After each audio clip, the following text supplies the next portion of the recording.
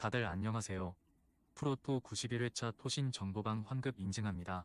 당첨금은 세후 금액인 거 알고 계시죠? 다들 아시겠지만 한 경기 취소되어 당첨금이 반토막 났지만 그래도 당첨 모두 축하드리며 오늘 경기도 분석 시작해보겠습니다.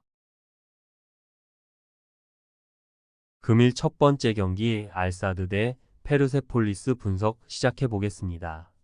알사드는 아릴랄과 아라을리 등 사우디 두 팀을 제외하면 가장 높은 순위를 기록 중이다. 직전 경기에서 난적 에스테그랄 상대로 두 골차 승리를 거두며 순위를 끌어올렸다. 카타르 대표팀의 주포인 아피프가 후반 결정적인 골을 터뜨린 것이 컸다. 필드골이 적긴 하지만 아피프와 오타비오 등이 문전 침투로 상대의 파울 유도를 잘하고 있다.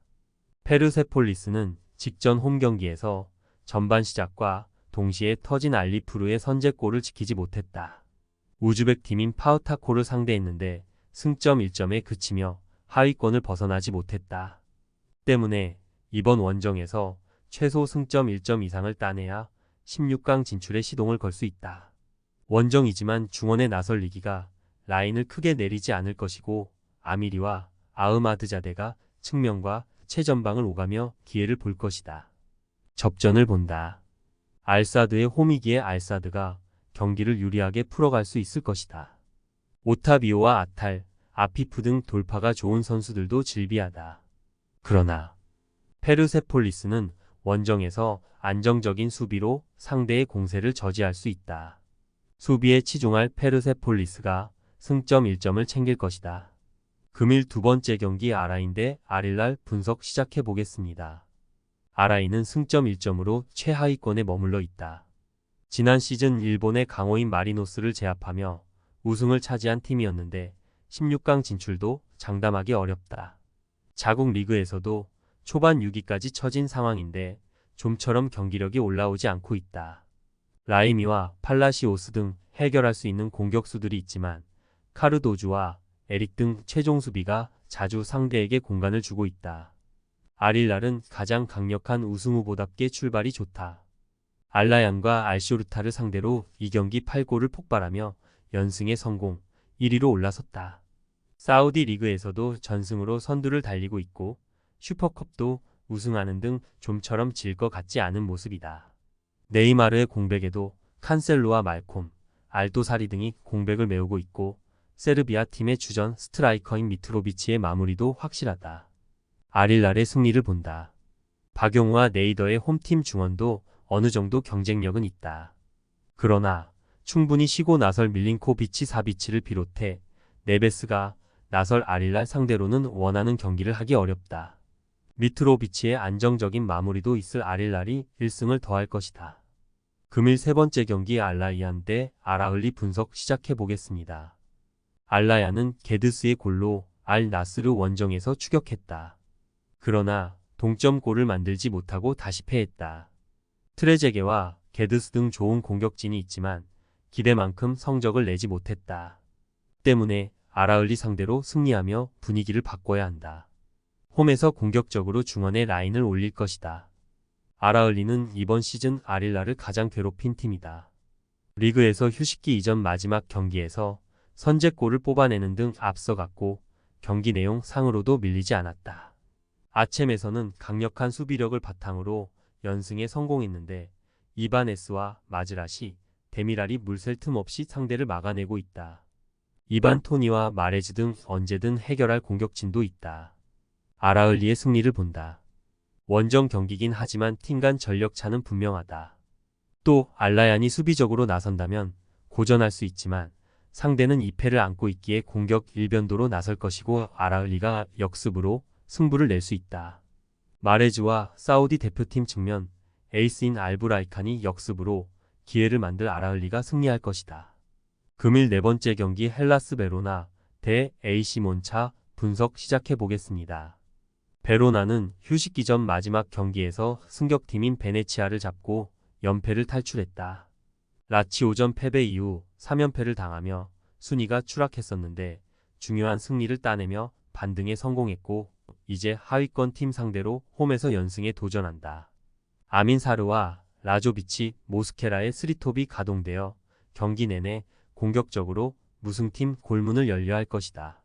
몬차는 승격 이후 대대적인 투자를 하며 세리에 중위권에 오르는 등 나름 새 바람을 일으켰었다. 그러나 이번 시즌은 리그 개막 이후 7경기 무승에 그치며 부진하다. 데니 모타가 지난 시즌에 이어 공격 상황을 이끌고 있지만 이골에 그치고 있고 주리치의 제공권 장악 능력도 떨어졌다. 접전을 본다. 베로나가 홈의 이점을 살리며 공격적으로 경기에 임하겠지만 승점 추가를 원하는 몬차가 쉽게 물러서지 않을 것이다. 공격진의 부진은 있지만 마리와 아르만도 이조의 최종 수비는 여전히 경쟁력 있는 몬차기의 수비 위주로 원정에서 승점 1점을 챙길 수 있을 것이다. 금일 5번째 경기 노팅엄 대 크리스탈 팰리스 분석 시작해 보겠습니다. 노팅엄은 이번 시즌 프리미어 리그에서 가장 놀라운 팀이다. 승격 시즌 대대적인 투자에도 가까스로 잔류에 성공했는데 이번 시즌은 별다른 보강 없이 중위권을 지키고 있다. 리그 선두인 리버풀의 유일한 패배를 안겼을 뿐 아니라 첼시 원정에서도 승점을 따냈는데 무리오와 미렌코비치, 모레노 등의 수비가 최고 수준이다. 이 경기에는 워드 프라우스가 징계로 결장하지만 도밍게스가 예이치의 중원 파트너로 나설 수 있다. 팰리스는 울버햄튼과 더불어 이번 시즌 리그 최악의 팀이다. 시즌 개막 이후 단 1승도 챙기지 못했고 강등권에 머물러 있다. 자하를 시작으로 아예우와 에두아르드 등이 모두 팀을 떠났지만 사르와 엔케티아 등을 영입해 시즌 중위권 이상을 노렸는데 성적으로 나오지 않고 있다. 마테타가 분전하고 있지만 이선의 지원이 너무 없다. 노팅엄의 승리를 본다. 팰리스는 잉글랜드 국대 중앙 수비수인 마크 구에이를 중심으로 찰로바와 라크루아 등 최종 수비가 나름 견고하다. 그러나 중원에서 확실하게 수비를 보호해주는 선수들이 없다. 홈의 이점을 살릴 수 있고 우드가 피지컬을 앞세운 문전 침투로 해결할 노팅엄이 승리할 것이다. 금일 6번째 경기 발렌시아 대 라스팔마스 분석 시작해 보겠습니다. 발렌시아는 지로나전 승리 이후 나선 3경기에서 승리를 추가하지 못했다. 모스케라와 타레가, 코레이아 등이 최종 수비로 나선 호세가야를 비롯한 부상 이탈자들의 공백을 메웠는데 우고 두로의 골이 터지지 않고 있다. 그래도 홈에서는 최근 연속 무실점 경기에 성공하며 나름 경쟁력 있는 모습을 보였다. 고메즈와 카노스 등이 두로 지원을 잘해준다면 언제든 하위권을 탈출할 전력이다. 라스팔마스는 이번 시즌 개막 이후 승리가 없다. 지난 시즌 초반 강팀을 잡으며 센세이션을 일으켰고 안정적으로 잔류했는데 이번 시즌은 이대로 가면 강등이 유력하다. 때문에 최대한 승점 추가가 필요하고 원정에서 실리를 챙기려 할 것이다. 무노즈와 모레이로 등 측면 돌파에 능한 선수들이 돌파보다는 진영을 지키려 할 것이고 수아레즈가 최종 수비의 라인을 올리지 않을 것이다. 발렌시아의 승리를 본다. 라스팔마스는 좋은 측면 전력과 달리 중원의 경기력이 너무 떨어진다.